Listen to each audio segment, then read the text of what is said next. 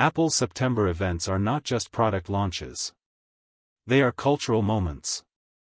Each year, millions of fans, journalists, and creators tune in to see what the company has prepared.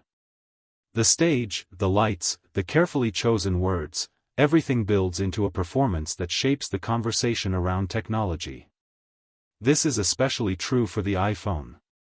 For many people, the iPhone is not just a gadget. It is a daily companion, a symbol of status, and a sign of what direction the tech industry will take next. The year 2025 brings even more excitement.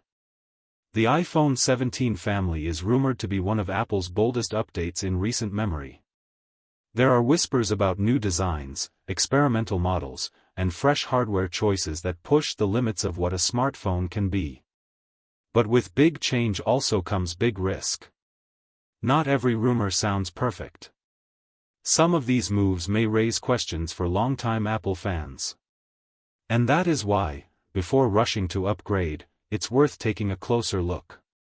Apple has a rhythm when it comes to launches. If history repeats itself, the iPhone 17 keynote will happen on September 9th or 10th, pre-orders will likely open on the 12th, deliveries should start on the 19th. These dates are not official, but they are easy to predict because Apple rarely changes its schedule. The real story isn't about when the phone will arrive. It's about what the phone represents. The iPhone 17 is rumored to mark a turning point, a moment when Apple rethinks design, materials, and features all at once. One of the most talked about models is the iPhone 17 Air. This is rumored to replace the Plus version. If the leaks are correct, it will be Apple's thinnest iPhone ever. Just 5.5 millimeters. To imagine this, think about holding a credit card or two stacked together. That's how slim it may feel. Thinness has always fascinated Apple. From the original MacBook Air to the iPad Pro, the company has chased sleekness like no one else. But thinner devices often mean trade-offs. When you make a phone so slim, you reduce the space for the battery. You also make it harder to keep the phone cool. Heat has less room to spread, which could affect performance during gaming or long video recording. Durability is another concern. A thin body may feel futuristic, but it can also be easier to bend or break. The Air will likely come with a 6.6-inch OLED display and an aluminum frame. Aluminum is light, strong enough for daily use, and easier to shape. But this choice is controversial. Just a few years ago, Apple moved the Pro models to titanium. Titanium felt solid, premium, and scratch-resistant. It gave buyers the sense that they were holding something truly special. Going back to aluminum might feel like a downgrade. Yes, it will make the phone lighter. Yes, it will reduce costs. But will it feel as luxurious in the hand? That is a question buyers will have to consider. There is also the matter of the camera bump. Early leaks suggest that the Air's camera will stick out even more than before. A bigger bump usually means more advanced lenses and sensors. But it also makes the phone wobble on flat surfaces. Some users may find this annoying when typing on a table or desk. Others may worry about scratches or stability. For a phone that is marketed as sleek and futuristic, a bulky camera bump could feel like a contradiction. And it's not just the Air. Reports say that Apple may shift the entire iPhone 17 lineup back to aluminum, including the Pro and Pro Max models. That would be a big step away from titanium. Why would Apple do this? There are a few possible reasons. Aluminum is lighter, and some users complained that titanium iPhones were heavy. Aluminum is also cheaper and easier to manufacture in large volumes. Apple might see it as a practical choice.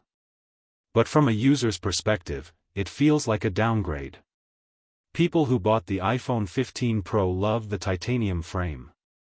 It made the device feel like a luxury item. If Apple takes that away, buyers may ask, is aluminum good enough for a $1,000 flagship? Then there's the camera redesign. Instead of the square camera island we've seen for years, the Pro and Pro Max may feature a horizontal camera bar. Imagine a strip stretching across the top of the back. It would instantly make the phone stand out. Some will call it bold. Others may call it strange. But design changes are never just about looks. A horizontal bar means that every case will need a complete redesign. Aki. Stories you already own may no longer fit. It also changes how the phone feels in your hand. A heavy top can make the device harder to balance, especially when using it in landscape mode for gaming or video recording. Apple may gain recognition for the new look, but comfort and practicality are just as important.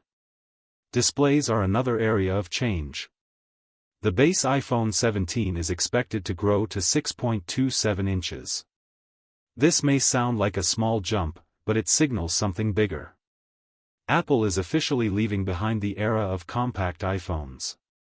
For years, some users begged for smaller, pocket-friendly phones. The iPhone mini was beloved by a niche audience. But Apple seems to believe that large screens are the future. Big screens are fantastic for gaming, streaming, and productivity. But they're not for everyone. Some people simply don't want to carry a giant device every day.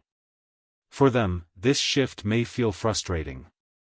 One of the most anticipated changes is promotion technology.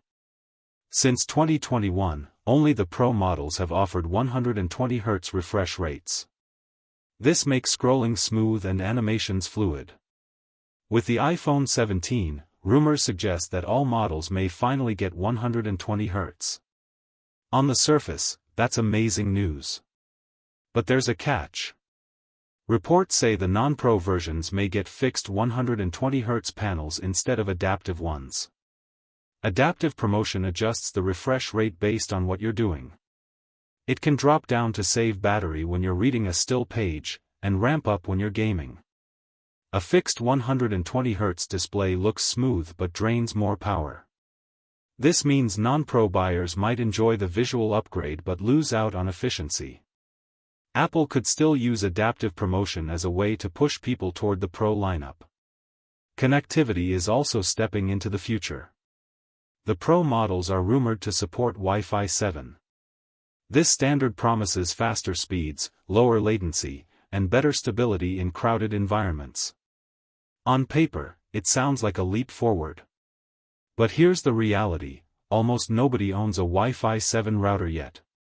It will take years before the networks catch up. That means most buyers won't notice any difference in daily life. It's a future-proof feature, not an immediate benefit. Apple often includes technologies before they become mainstream. But whether that matters to you depends on how long you plan to keep your phone. Photography, as always, is a major focus. Apple is rumored to introduce a 48-megapixel periscope telephoto lens.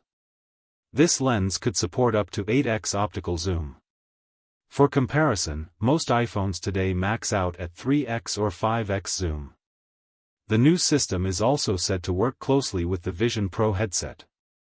Imagine taking detailed shots that blend into spatial computing experiences. It sounds futuristic. But it also raises practical concerns. Most people are not buying a Vision Pro anytime soon. For them, the extra integration may feel irrelevant. And the mechanics required for 8x zoom are bulky. That explains the larger camera bump and could affect the phone's durability. Apple may also raise video recording to 8K resolution. This would match Android competitors like Samsung's Galaxy S25 Ultra. 8K video is sharp, detailed, and impressive in marketing.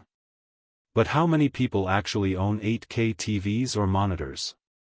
Almost none. Even 4K has not yet become universal. And 8K video files are massive. They take up huge amounts of storage and can be hard to edit or share. For most users, 4K is more than enough. Apple may be adding 8K mainly to stay competitive rather than to solve a real user problem. On the front, the selfie camera may get a big upgrade. A 24-megapixel sensor could bring sharper and more detailed images. But megapixels alone don't guarantee better photos. The quality of the lens, the size of the sensor, and Apple's image processing are just as important. Apple has always relied on software and color science to make its cameras shine. A higher resolution sensor is welcome, but whether it translates into better selfies depends on execution. Another rumored change is a smaller dynamic island. This is made possible by new metal lens Face ID sensors. A smaller cutout would mean a cleaner display. Less distraction. More space for content. But in terms of functionality, it doesn't add much. It's more about appearance than new capabilities. Similarly, Apple has been testing a new anti-reflective coating for its displays. Some reports say it could be stronger than ceramic shield. If true, this would mean fewer scratches and better outdoor visibility. But there is no guarantee it will be ready for production in time.